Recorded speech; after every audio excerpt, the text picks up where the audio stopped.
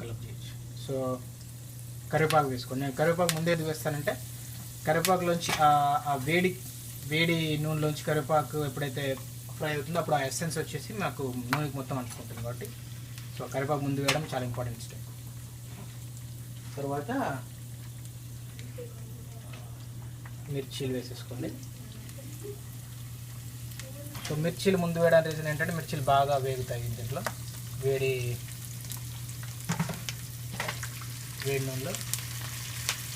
So మీరు మిర్చీలు వేసినప్పుడు ఏం చేస్తారంటే అసలు మిర్చీలు లోపలికి వెళ్ళేటట్టు మిర్చీలు బాగా వేడేటట్టు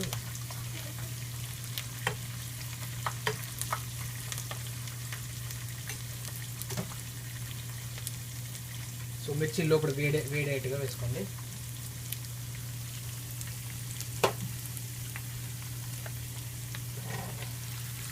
స్టేషనల్గా కలుపుతూ ఉన్నది సో మీకు ఎక్కువ మాడిపోకుండా.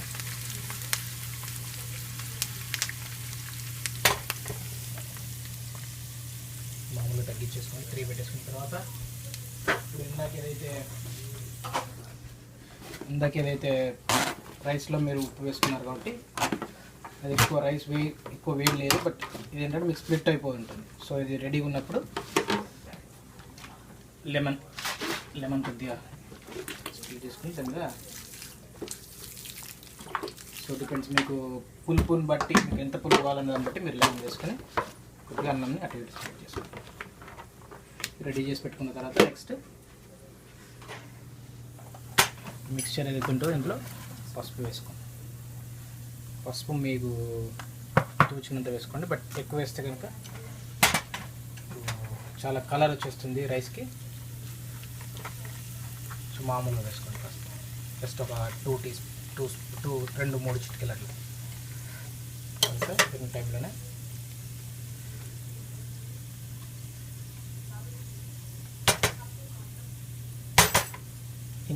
హింగ్ కూడా పసుపు ఎంత అయితే వేస్తారో హింగ్ దాంట్లో సగం వేసుకోండి.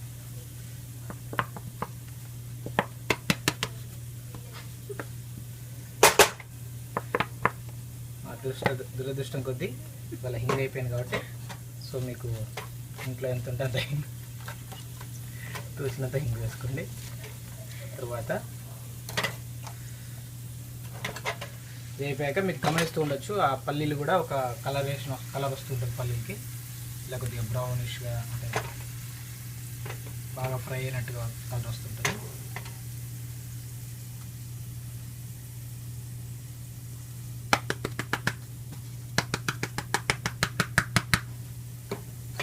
మనకి వాటి దొరికేది. సో ఇది రెడీ చేసుకున్నాక క్లోజ్ చేసి ఈ మిక్స్చర్ని తీసుకొచ్చి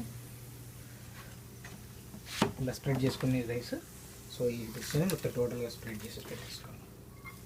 కుదిరితే కొద్దిగా అన్నం ఇందులో వేసి రిమైనింగ్ మిక్స్చర్ తీసుకోండి. అది తీసుకోవడం వల్ల ఏంటంటే మనం మోస్ట్ ఆఫ్ ది స్పైసెస్ మనకు వెజల్కే ఉండిపోతాయి కాబట్టి అదే ప్రకారం మనం వెజల్ క్లియర్ చేసుకుంటాం.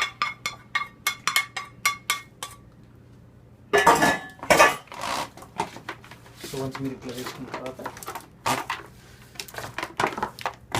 మీరు ఆల్రెడీ ఒకసారి లెమన్ జ్యూస్ వేశారు కాబట్టి మళ్ళీ ఏం అవసరం లేదు.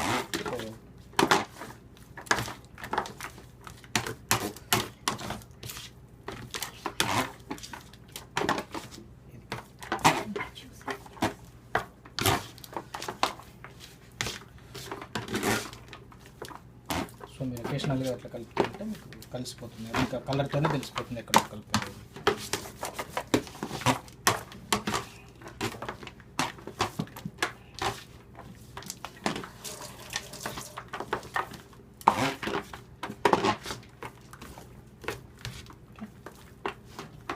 అయిపోయిన తర్వాత రైస్ని కొద్దిగా స్ప్రెడ్ చేసుకొని ఫ్లాట్గా పెట్టేసుకున్న తర్వాత వేసుకోవచ్చు.